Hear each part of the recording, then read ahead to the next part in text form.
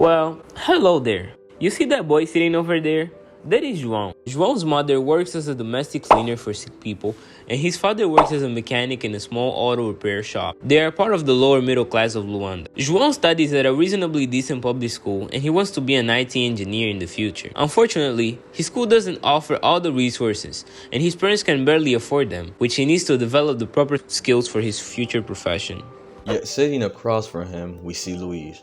His parents work for a big oil company as engineers. He studies at one of the top private schools in Rwanda. He has a constant access to top-notch technology, both from his parents and school. And he wants to work with stocks and needs a degree in business and IT to do so. And he knows very well how he can get it. This phenomenon is what we call the digital divide, the unequal access to technological resources which is influenced by social status, gender, age, education, location, and variance in income. We can observe that there are three types of digital divide. The access divide. This is the most visible digital divide. It refers to the socioeconomic differences among people and the impact on their ability to afford the devices necessary to get online. The use divide. This refers to the difference in the level of skills possessed by individuals. There is a generation gap when it comes to the required skills to use the internet. It is also affected by the quality of education that an individual receives. The quality of use gap. This type of digital divide refers to the different way that people use the internet and the fact that far more people get information they need from it than a lot others. So why does this happen in the first place? It is affected by variances in income, education, location, age, and ethnicity. Income and education being the most influential determinants. The biggest cause of the digital divide in Angola is the socioeconomic injustice, financial instability, and civil war. The 10-year civil war significantly affected the society in general, as other countries developed more technologies while Angolans were still fighting. This also caused Angola to be a less developed country in terms of technology, which leads to the lack of prioritizing it in educational situations.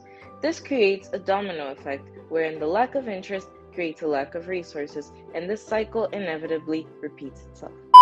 Boa tarde, como é que se chama?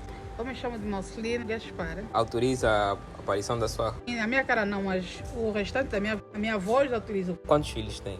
Tem 3. 3 filhos. Com quantos anos é que a senhora teve acesso à tecnologia? Há 2 anos. 2 anos Há atrás. 2 anos. O segundo telefone.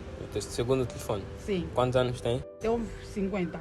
Então, ou seja, só teve o primeiro telefone aos 48? 48, sim. 40 anos.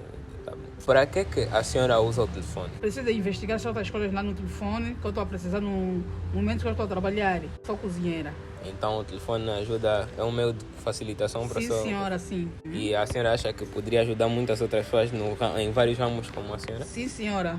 Utiliza o telefone para redes sociais também? TikTok, YouTube. Vê muito TikTok? Muito. Faz receita. Foi essa a entrevista. Obrigada a sua comparição, senhora Marcelina.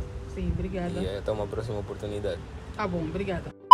We are here with a middle-aged woman in Angola. Name will not be specified. So how are you today? I'm fine. Okay, that's great. So let us start in the interview. So you were obviously born in Angola. Where did you grow up? I grew up in my village, in Kwanza Sul. Did you have much access to technology growing up? Not at all. Not at all. So zero access to technology. Yes. So when was your first encounter with technology? That was when I was 12. It was TV. That was my first time. So what was the situation? What led you to having contact with this television? Oh, I just traveled from my village to the capital, and I had the opportunity to watch TV. Okay, that makes sense. Angola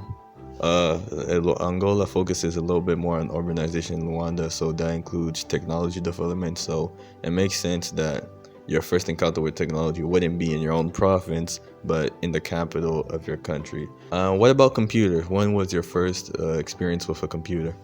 Oh, that was when I was 15 years old in high school. It was in Cuba. Okay, so you needed it for school. Yes. Okay, so you traveled to Cuba during your teen years. Would you say when you were living in Cuba, you were in a middle class or lower class region? Lower class. So that's interesting. So you were living in a lower class region in Cuba, but yet you still had access to a computer for school. Contrary to that, when you were living here in Angola, you had no access to technology until you traveled to Luanda, where you had your first contact. Okay, that's great. How do you think technology changed your life? Well, it changed a lot. It makes my life more convenient, and mainly in the communication. I think we communicate faster now than we did before, and also there is a lot of things that we can do with technology that is really convenient now. How about the war? Do you think the war caused any of the lack of access to technology that you had growing up?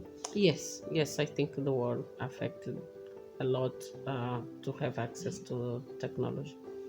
Okay, thank you very much. That is all.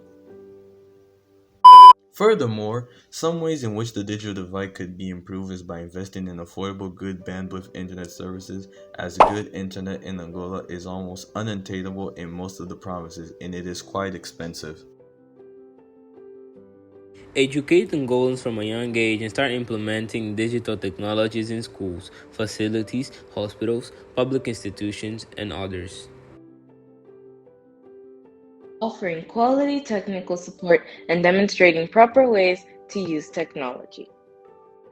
So we can conclude that there is a social issue going on that affects our world and it is mostly hidden, so bringing awareness about it is just as important. These are just some of the basics that we all should know, so that hopefully, day by day, we can degrade the divide. Thank you.